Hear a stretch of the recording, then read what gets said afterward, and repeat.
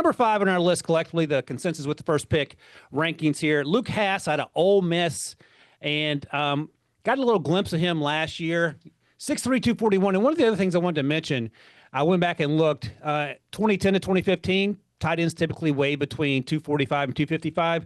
They get lighter each and every year, it feels like, because as you've talked about before, Rand, we're seeing a little bit more of the move tight end situation. And all these guys we were talking about are sub 250 unofficially. We'll see what they end up weighing once we get to the pre-draft process.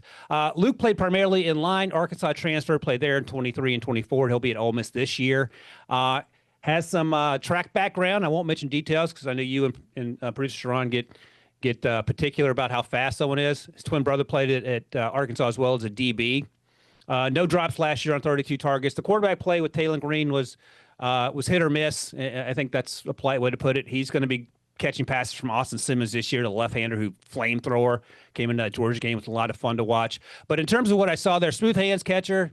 I thought he's a little stiff at times in and out of breaks, runs well, and he will absolutely run over defensive backs in space. He did it countless times when I was watching the tape. And one of the things that differentiates him a little bit from the other tight ends of this class, from at least the ones I've seen so far, he will block. And even at 241, he feels like he's 250, 255 as a blocker, takes it seriously, and I appreciated that part of his game as well, because that's one less thing you have to teach, at least maybe to the degree of some of these other tight ends, at the next level. What are your thoughts on Luke Hasz?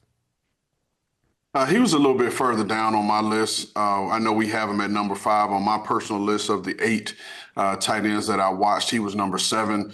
Like you, I saw a guy that wasn't overly athletic. I didn't think he was going to be able to separate and create separation on his own, specifically laterally because of the stiffness. But he caught the ball well. And so, although he didn't fire me up, and I try to take into account the quarterback play at Arkansas being very inconsistent.